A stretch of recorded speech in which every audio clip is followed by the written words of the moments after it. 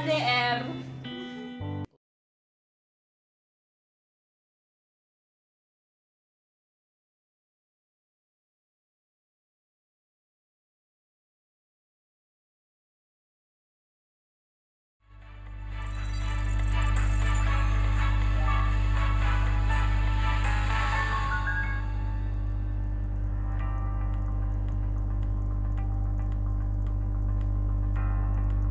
Halo Sobat PPPT, apa kabar?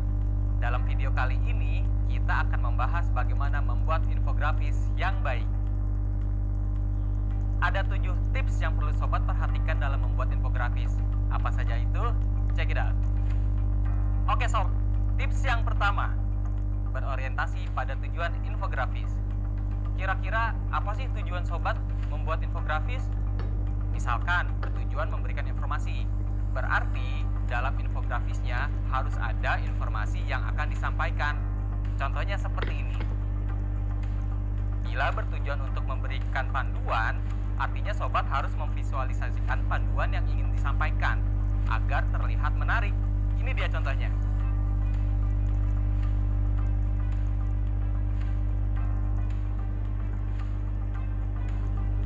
Bila bertujuan untuk memberikan jadwal, maka Sobat harus mencantumkan kapan waktu atau timeline yang akan dilaksanakan. Contohnya seperti ini.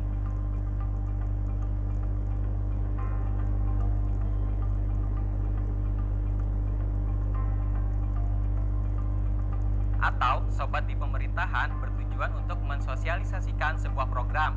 Berarti Sobat harus mencantumkan informasi tentang apa, kapan, di mana, dan bagaimana. Contohnya seperti ini.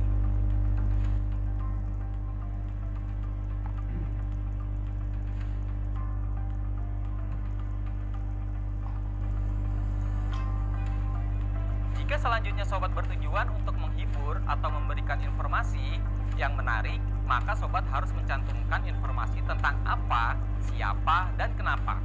Contohnya seperti ini.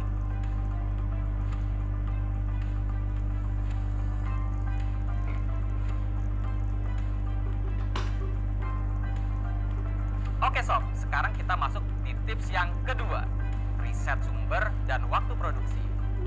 Riset data ini penting Sob, karena pastinya kamu ingin membuat infografis yang akurat kan? Jadi, sebelum membuat sebuah infografis, Sobat harus mengolah data dari sumber yang reliable dan kredibel ya. Misalkan dari sumber lembaga atau instansi pemerintahan atau media massa yang kredibel, atau lembaga swasta yang terpercaya.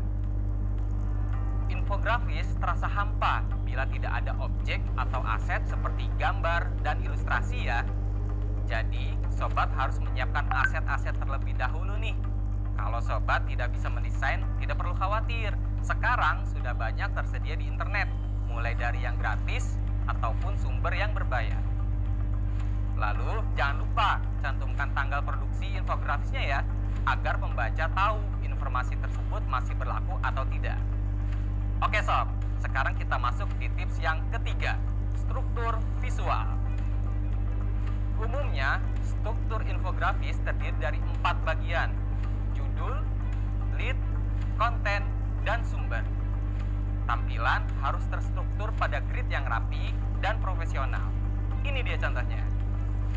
Infografis yang baik adalah yang memiliki keseimbangan visual Sob, seperti kombinasi simbol, ilustrasi, gambar, font yang serasi dalam gaya dan karakter topik yang ditampilkan. Pemilihan palet warna juga sangat penting Sob, karena harus sesuai dengan karakter konten dan ramah di mata. Jadi, jangan sampai pembaca tidak nyaman melihat infografis yang kita buat karena pemilihan warna yang tidak benar.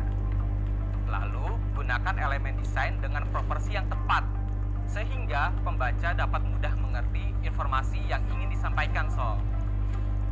Tips yang keempat, keterbacaan atau readability. Oke Sob, agar infografis mudah dibaca dan dipahami, gunakan bahasa Indonesia yang baik dan benar. Jangan gunakan bahasa gaul ya. Lalu, tidak menggunakan teks yang terlalu panjang, karena bila terlalu panjang akan terlihat seperti surat kabar dong.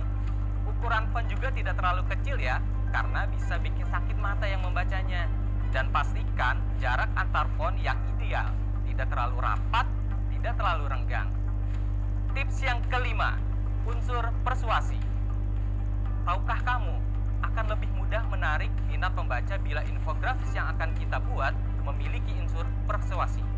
Persuasi maksudnya adalah mengajak, membujuk, atau menyuruh, seperti contoh infografis ini. Bagaimana sob? Menarik kan? Jadi sangat dianjurkan untuk membuat judul dengan menggunakan unsur persuasi. Selain itu, pilihlah judul yang mengarahkan kepada pemahaman yang tepat. Hindari judul yang tidak berkaitan dengan kontennya ya, sehingga akan terbentuk point of interest dari infografis yang akan sobat buat. Tips yang keenam, lugas. Buatlah alur yang tidak rancu. Bila kamu senang membaca komik, lebih suka yang jalan ceritanya lurus atau banyak flashbacknya? Pastinya kamu lebih memilih yang alur ceritanya lurus kan? Yap, sama dengan infografis. Buatlah alur informasi yang berkelanjutan dan tidak rancu ya, agar pembaca paham. Pakailah satu ide sentral yang menjadi fokus dari infografis yang dibuat. Pakailah istilah yang mudah dipahami oleh pembaca. Tips yang ketujuh, shareability. Percuma kan sob kalau kita sudah membuat infografis yang menarik namun tidak bisa disebarluaskan dengan mudah. Apalagi sekarang sudah serba digital. Jadi sebaiknya saat kita membuat infografis, pastikan ukuran dan resolusinya disesuaikan dengan kebutuhan agar bisa di-share ke berbagai platform media. Oke sob, itu dia 7 tips untuk membuat infografis yang baik. Semoga bermanfaat bagi sobat yang akan membuat infografis.